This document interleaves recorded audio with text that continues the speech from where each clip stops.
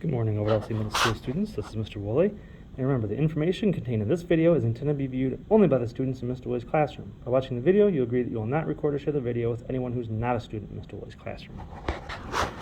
All right, lesson 13, inequalities. Remember, inequalities are kind of like equations, except for the fact that they have a greater than, less than type of symbol in there instead of an equal sign.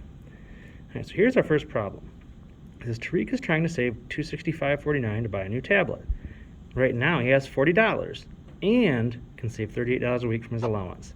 Write and evaluate an expression to represent the amount of money saved after 2 weeks. Well, $38 each week for his allowance times 2 weeks, plus the original $40 that he had gives him $116. After 3 weeks, $38 times 3 weeks of saving, plus the original $40 he already had, equals $154. And as you can see, I can kind of just keep on moving along here through those. And 7 weeks, 8 weeks even also. When will he have enough money to buy his tablet? Well, if you remember from the original problem, we're looking for $265.49. So as we made our way through our list, right there, after 6 weeks of saving, he had $268. So after 6 weeks and beyond, because obviously he had enough money at 7 weeks, 8 weeks, and so on as well. Right, inequality will generalize the problem.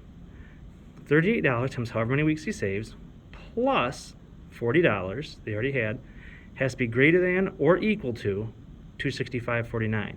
Now I use that, instead of using less than, I don't want smaller than this amount because I couldn't buy it. So it has to be greater than that amount or even equal to it. So you solve it just like an equation, minus your 40, minus your 40, left with 38W greater than or equal to 225.49, divided by 38, you get about 5.93 when you do that. So W is greater than or equal to 5.93, which obviously you need the 6 week plus. So because you're not going to get paid for 0.93 weeks of your allowance, so you had to do the next number up from 5.93, which is our 6. All right, so just kind of a little example here. It says the sum of two consecutive odd integers is more than -12. Write several true numerical inequality expressions. Well, technically, I could go with 5 plus 7. Those are consecutive odd numbers. Those together are greater than -12. 3 plus 5 is still greater than -12. Even 1 plus 3 is greater than -12. So just sometimes following some rules, you can see some examples of that. All right, next up, on the next page, this is on page 84, it says Connor went to the county fair with $22.50 in his pocket.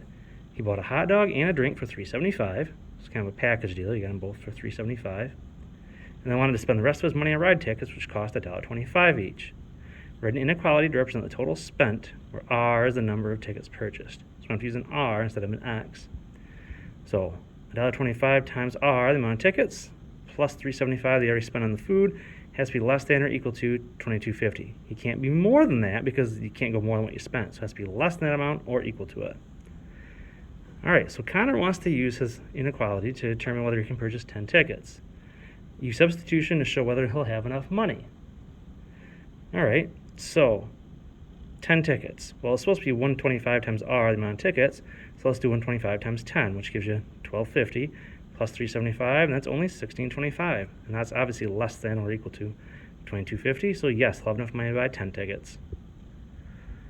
What's the total maximum number of tickets he can buy based upon the given information? Well, look back at our original inequality, and we can go ahead and just solve through it. So get rid of your $3.75 from each side.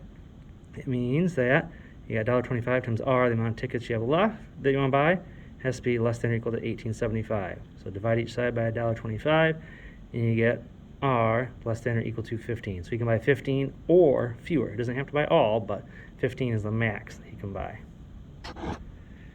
All right, next up, it says, on a particular airline, checked bags can weigh no more than 50 pounds.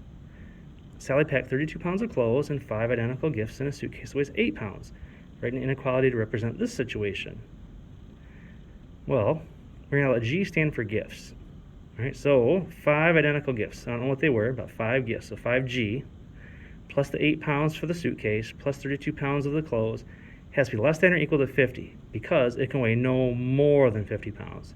It can be equal to it, but no more than that. So less than or equal to 50 is why I chose that symbol. Now I can add these together to get 40. So 5G plus 40 is less than or equal to 50. Take away your 40 from each side. Down to 5G is less than or equal to 10. Divide each side by 5. G has to be less than or equal to 2. And what's that mean?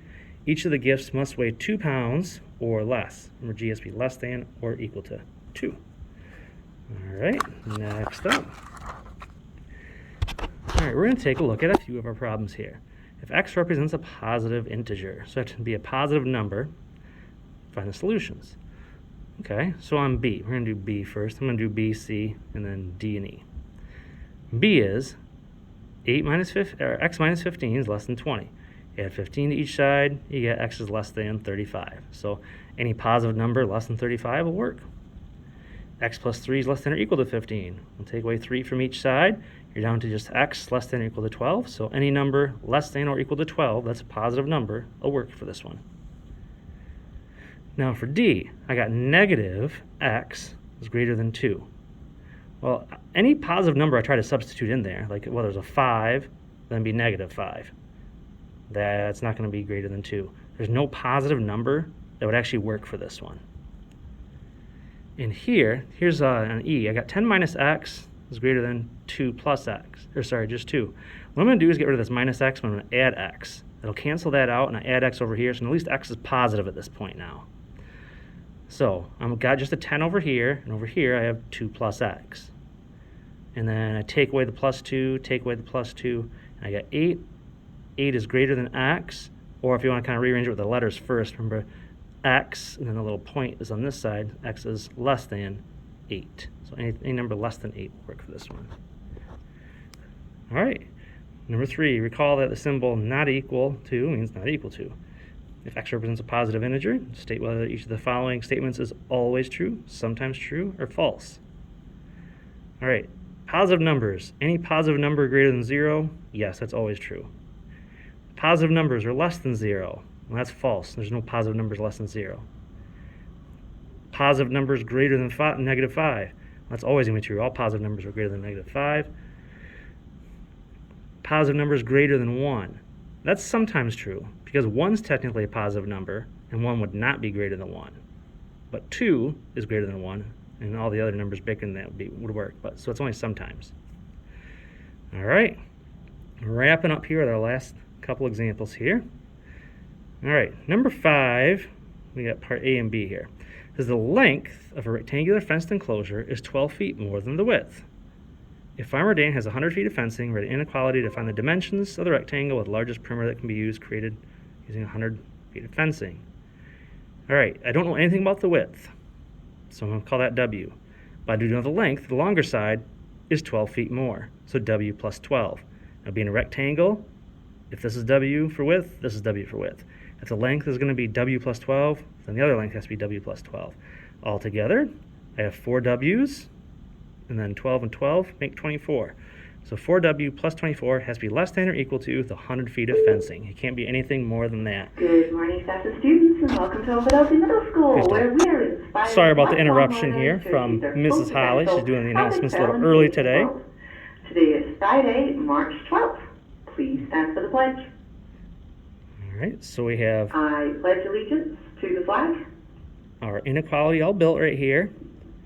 Now, as you can see in part B, we are going to go ahead and try to solve that. Be on our way out of winter and heading into better weather, so just a wee reminder that school-appropriate attire requires shorts and skirts to be at least fingertip Pause for just a second so you can hear me over instead of Mrs. Holly. Revealing skin underneath must be below the fingertip level as well. No tank tops are allowed or crop tops, and while we're at it, masks or gaiters must cover your nose at all times. We are officially halfway through March's reading month festivities and competitions. Mr. Wirtz's room is in the lead for the whole school so far, with 45 books completed. Remember, the top room for each grade level will get donuts, and the top room in the whole school will additionally get an hour of outside or gym time. Today is our prize raffle for those who completed books or participated in emailed events. And today's randomly drawn big prize winners are Colton Setschroft, Micah Leditsky, Alexis Cooper, and Nathaniel Gibbett. Come on down to the office and get your prize when the announcements are over. I'll have the tickets stay in the drawing for next time, so keep reading, everyone.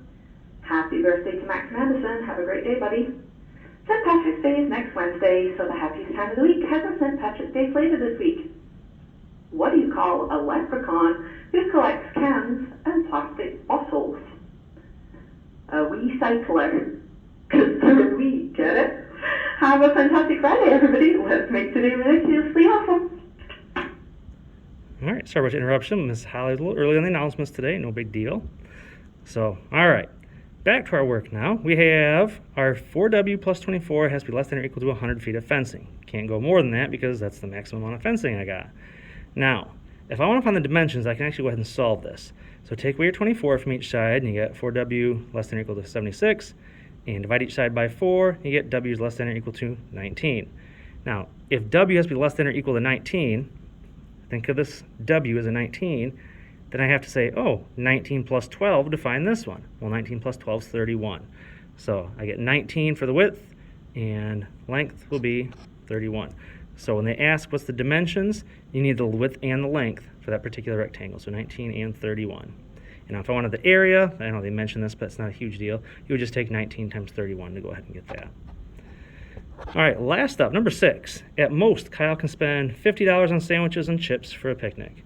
He's already bought the chips for $6, so those are already done. And he's going to buy some sandwiches that cost $4.50 each.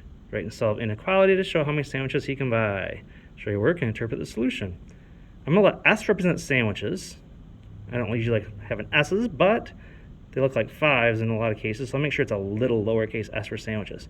So $4.50 times any amount of sandwiches plus the $6 already spent on chips has to be less than or equal to $50. I can use the equal to because I could actually spend $50 exactly because I have $50.